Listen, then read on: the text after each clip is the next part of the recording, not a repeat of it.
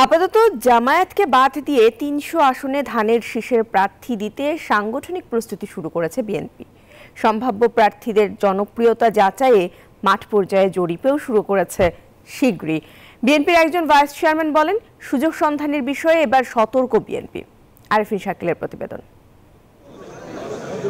জামাতের সাথে দীর্ঘ প্রায় ৩.৫ দশকের গাঁটছড়া বিএনপির মাঝে ২ দফা সেই সম্পর্কে ভাটা পড়লেও বিএনপির এক দফা দাবির আন্দোলনে যুগপৎভাবে অংশ নেয় জামাতে ইসলামী। সম্প্রতি ছাত্র আন্দোলনে দূরত্ব গুছিয়ে ঘনিষ্ঠতা বাড়ে বিএনপি জামাতের। কিন্তু হাসিনা সরকারের বিদায়ের পর দুই দলের শীর্ষ নেতাদের বাকযুদ্ধে আবারও সেই সম্পর্কের অবনতি হয়। সবাই অনুভব করছেন যে আগামী দিনটা এক জালিমের হাত থেকে আরেক জালিমের হাতে যাওয়া উচিত।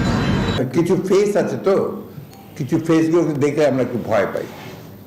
আরো কিছু দেখি যাদের আপনার কোনোদিন দেখিনি, হঠাৎ করে তারা আমাদের মিডিয়াতে ফ্রন্ট পেজে চলে আসছে।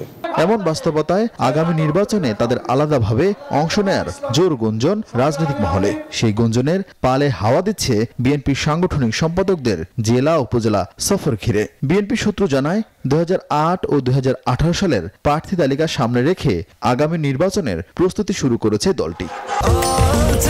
স্বাস্থ্যকর অল টাইম হানিকম, সব সময় অল টাইম হেলদি লাইফ। বিগত আন্দোলনে সেসব প্রার্থীদের ভূমিকা, নেতাকর্মীদের মাঝে গ্রহণযোগ্যতা ও জনসমর্থনকে গুরুত্ব দেবে দলের নীতি নির্ধারকরা। বিএনপির পক্ষ থেকে মাঠ পর্যায়ে বার্তা দেওয়া হয়েছে এককভাবে নির্বাচনের প্রস্তুতির। আমাদের এখানে জোট করে নির্বাচন করতে হবে বা কে আসলো না আসলো সেটা নিয়ে আমাদের খুব মাথা ব্যথা নাই। আমরা একক বৃহৎ রাজনৈতিক দল হিসেবে ৩০০ আসনে আমাদের প্রস্তুতি আছে এবং যোগ্য একাধিক প্রার্থী আছে। আমরা আমাদের প্রস্তুতি রাখছি। নতুন কমিটি করা, কমিটি পুনর্গঠন করা, মেয়াদোত্তীর্ণ কমিটিকে আবার নতুন করে করা, এগুলো আমরা আবার খুব শীঘ্রই শুরু করব। তবে বিএনপির দায়িত্বশীল নেতারা জামাতের সাথে জোটবদ্ধ হয়ে নির্বাচন প্রশ্নে অনেকটাই কৌশলী। শুধু বলেন, সুযোগ সন্ধানী কাউকে ছাড় দেওয়া হবে না। বেশি সুযোগ নিতে চাইলে সমস্যা হবে অবশ্যই, কারণ আমরা কোনো সুযোগ সন্ধানীকে পছন্দ করি না। আওয়ামী লীগেরও পছন্দ করি নাই, আমরা জামাত ইসলামীকে পছন্দ করবো না, হেফাজত থাকলে তাদেরকেও পছন্দ করবো না। আপনি এক নৈতিকতা থাকবেন, আপনার রাজনীতির এক নৈতিকতা, ধর্মীয় আরেক নৈতিকতা, এগুলি তো আমাদের শেখানোর দরকার নেই।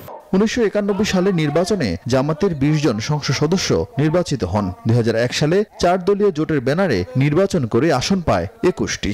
তবে নবম সংসদ নির্বাচনে সেই সংখ্যা নামে ২-এ। আগামী নির্বাচন নিয়ে দলের পরিকল্পনা গণমাধ্যমে এখনই জানাতে রাজি হননি জামাত নেতারা। আরেফিন শাকিল, নিউজ 24, ঢাকা।